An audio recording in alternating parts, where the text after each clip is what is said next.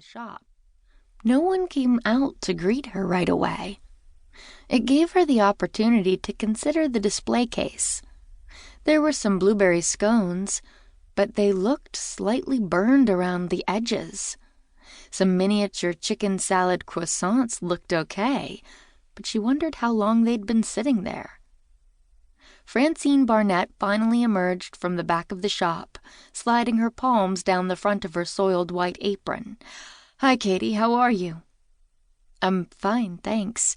Will you be open late for the lighting of the big Christmas tree on the square on Saturday night?" "I don't think so."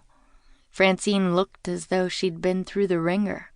Her light brown eyes were red-rimmed, as though she'd been crying, and black circles were evident on her pale skin. "Is anything wrong?" She sighed. "Is that obvious, huh?" Katie chose her words carefully. "Probably not to anyone but me. You always seem lively and upbeat, but today I look like I've been crying my eyes out. That's because I have, dear.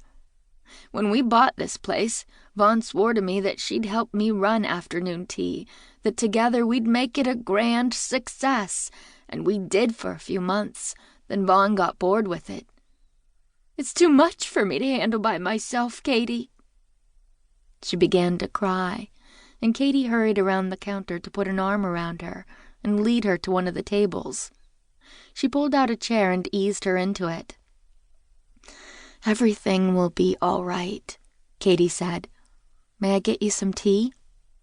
Francine laughed through her tears. "See, you're better at this than I am. Why don't you buy the shop?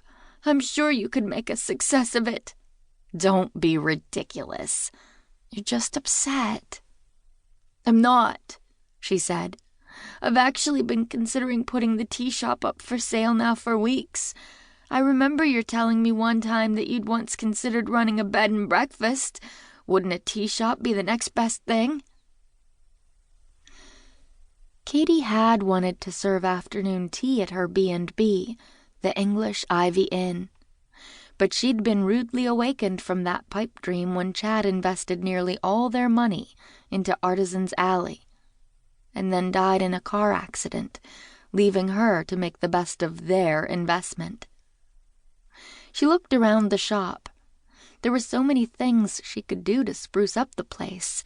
Fresh paint in a light pink with burgundy trim, delicate floral curtains. "Katie!" She snapped out of her reverie and apologized to Francine. "You caught me wool gathering." "I caught you considering the possibilities." Katie inclined her head. "You did, but I'm not sure buying a tea shop is a viable option for me right now." "Of course it is. Look how you've turned around Artisan's Alley in such a short amount of time. You'd have no problem here. You'd simply take over the lease, buy out our inventory and equipment." "Which might not be as easy as you make it sound," Katie said. "Getting a bank loan is no small feat." "I know, but at least say you'll consider it." Have you talked with Vonne about this? Is she willing to give up the shop?" Francine scoffed. "I don't know where Vonne's head is these days, but she certainly isn't concerned with the day-to-day running of this shop. I'm the one who put up the capital to open this place, and I'm the one who's going to sell it." The thought gave Katie pause. Could she make a go of the tea shop? What would the vendors at Artisan's Alley say? Would they think she was abandoning them? The bells over the door signaled a new arrival.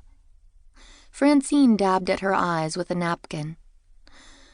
"Thank you for listening, Katie. Let me greet this customer, and I'll get you your tea." Katie recognized the man. Detective Schuler of the Monroe County Sheriff's Office. He strode over to meet Francine, with his thumbs tucked into his belt, and appeared to be ever so full of self-importance.